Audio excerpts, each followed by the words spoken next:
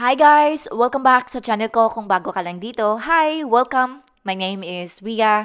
In this video ay magluluto tayo ng masarap at favorite ko na beef pares. Malamig na kasi dito kaya naisipan kong magluto ng pagkain na may sabaw. So ito yung take ko sa dish na ito, okay? Sa lista ng mga sangkap, guideline ng measurements nasa description box yan. Kindly check na lang. Yung may nakalagay na show more, i-click nyo yan. Okay? So mag-umpisa tayo sa isang pot, ilagay natin yung karne. Dito gumamit ako ng beef bottom round at beef short rib. Okay? So mas recommended ko na bone-in yung karne, kaya gumamit ako ng short ribs kasi nagbibigay flavor din yon. So tinakpan natin ito, pakuluan for 8 to 10 minutes lang muna on medium heat. Kumbaga ito yung first step ng process ng paghuhugas. Kasi, kumbaga, hugasan natin yung karne. So, after 10 minutes, this is what it looks like. Kukunin lang natin yung karne, ilagay natin sa isang bowl, katulad ng nakikita nyo dito. Then, itatapon na natin yung tubig. Huwag natin itong gamitin. Okay? So, dito, hinuhugasan ko muna yan, katulad ng nakikita nyo dito. Kasi yung mga, ang tawag dito, scum, kanina, yung pinakaluan, medyo dumikit. So, hinuhugasan ko yan. Ito lang naman ay yung paano ako magluto. Okay? So, kung gagamitin nyo yung same na pot, then okay lang. Pero ako, gumamit ako ng mas malaki. Katulad nito. Nilagyan ko ng yellow onion, rock sugar, whole peppercorn, fish sauce or patis, at tubig. Kasi ang gagawin natin dito ay pakukuluan, palambutin natin ang karne for at least 4 hours. Pero kung may time pa kayo, 6 to 8 hours. So, mas mainam rin yon. So, tinakpan ko ito, medium-high heat lang muna, okay, for 1 hour. And then, after an hour, i-reduce natin ito sa low heat. Additional, yun na nga, kung may time kayo, 4 to 6 hours or 8 hours even, hanggang sa yung karne ay talagang malambot na. Dito, chine-check ko lang kung sakto na ba, malambot na ba. So, hindi pa masyado. So, 3 hours na ito yung sa akin, and then additional 1 hour para talagang mas malambot. Yan. Then, kapag malambot na yung karne, itatransfer lang natin ito sa isang lalagyan. Dito, gumamit ako ng strainer. Kasi hindi natin gagamitin yung yellow onion na yan at yung whole peppercorn. At itong beef broth na ito, gagamitin natin later on. Beef broth. Tama ba pag-pronounce? Whatever. Ito yung pangatlong pot.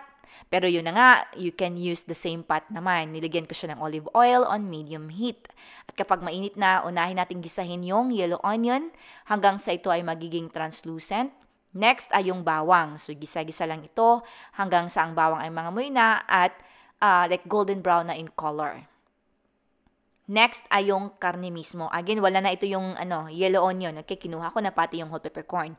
Nilagyan ko na ito ng star anise, bay leaves, oyster sauce, ground black pepper, at tubig. No, hindi tubig. Yung beef broth na kung saan pinakuluan natin yung karne. Then, this is on medium-low. Takpan natin ito. Yun na nga, medium-low. Additional ng 1 hour. Yan. So, after an hour, this is what it looks like. This is what it looks like. Kumukulo na yan. And then, wala pa tong lasa. So, dito, tinikpan ko muna kasi naglagay na tayo ng oyster sauce kanina, and then naglagay na rin tayo ng fish sauce. Pero hindi ko pa nakuha yung gusto kong lasa, kaya nagdagdag na naman ako ng soy sauce. Don't worry, hindi ito magiging maalat, okay? Iba't ibang flavor yung ibinibigay ng oyster sauce, soy sauce, at patis. So ito naman ay yung slurry. So a combination lamang ng cornstarch at tubig. Usually kapag gumagamit tayo ng cornstarch at tubig, pampathicken ito ng sauce. Ina-add ito at the last part na, pero itong sa recipe na ito, iniligay ko siya after an hour.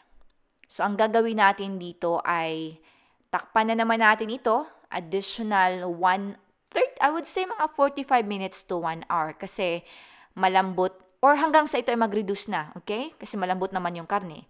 Ang gusto nating ma-achieve nito ay mag-reduce na yung sauce, kumbaga mag-thicken na ng konti. Sa beef pares, ayoko ng sobrang dark yung sabaw. Kaya ito yung sabaw na gusto ko lang yung color kumbaga. At sa thickness naman kumbaga ng sauce or sabaw, ayoko naman yung super thick. Yun lang naman ay para sa akin, yung personal choice ko kumbaga. Okay? Iba-iba din naman tayo. But kapag ito ay nag-reduce na at medyo nag-thicken na yung sauce, then it's ready to serve. Turn off the heat, masarap. Pwede mong lagyan ng spring onion at toasted na garlic. Total recommend yung combination na yan. Naku, masarap at may kalamansi, yummy. Totally recommend this recipe, guys. Hindi kayo ma-disappoint at sana itry nyo kasi yun na nga paulit-ulit, masarap.